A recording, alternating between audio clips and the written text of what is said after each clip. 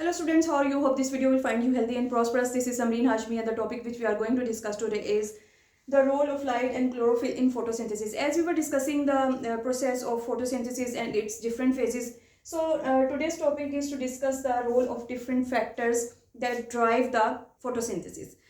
So first of all, we'll go for the light. Sun is the main source of light energy, and light is a form of energy. It's also called as electromagnetic energy or radiations. Light can travel through waves as well as either through particles that are called as photons. But the part of light that is most important for the life is that lies in visible region or visible light. That lies in the region that is 380 nanometer to 750 nanometer in wavelengths. To have a driving force for photosynthesis or chlorophylls that are present in the chloroplasts of plants or photosynthetic organisms. They absorb the light, लेकिन तमाम light जो है वो absorb नहीं की जाती. Just 1% of light जो कि फॉल करती है लीव्स पे, सिर्फ 1% को जो है absorb किया जाता है. द रेस्ट इज ट्रांसमिटेड और reflected. Chlorophylls absorb the sunlight and they transfer or convert this sunlight to chemical energy and drive the photosynthetic process. Different pigments absorb lights of different wavelengths, or we can say at wavelengths का मतलब है तो different wavelengths है तो definite सी बात है कि different colors.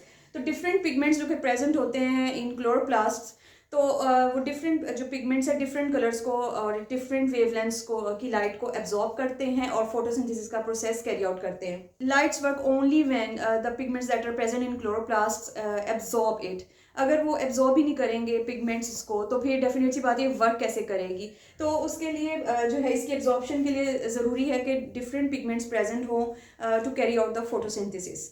Pigments ऐसे स्पेसिफिक सब्सटेंसेस हैं, केमिकल्स हैं that absorb light of different wavelengths or definitely of different colors. Different pigments different color की light को absorb करते हैं और differently participate करते हैं in photosynthesis.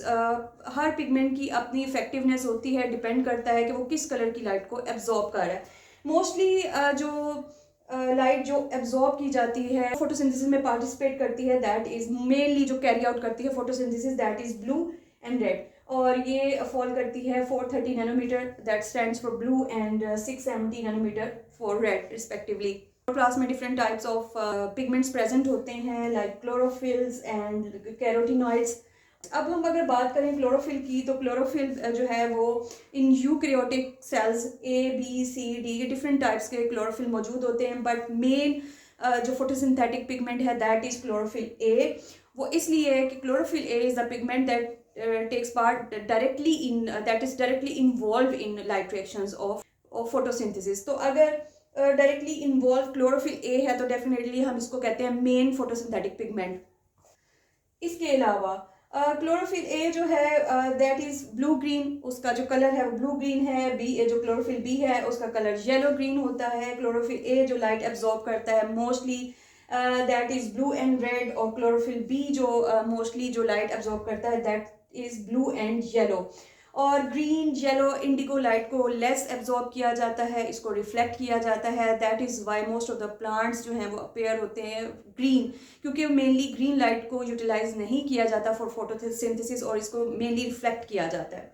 Chlorophyll A chlorophyll B जो है उनके मॉलिक्यूलर फॉर्मूले जो हैं वो डिफ़र करते हैं, स्लाइटली डिफ़र करते हैं. दैट इज़ वाई इनका जो ये एब्जॉर्प्शन ऑफ लाइट है वो भी डिफ़र करता है. एक जो लाइट है वो जो क्लोरोफिल ए ज़्यादा इफेक्टिवली एब्जॉर्ब करता है वो क्लोरोफिल बी नहीं करता, और जो बी करता है वो क्लोरोफिल ए नहीं करता. तो इस वजह से ये एक ब्रॉड स्पेक्ट्रम देते हैं लाइट का for the photosynthesis. The other type of pigments are carotenoids. Carotenoids are yellow and red to orange pigments, और ये two types के होते हैं carotenes that are red to orange और xanthophylls yellow to orange pigments.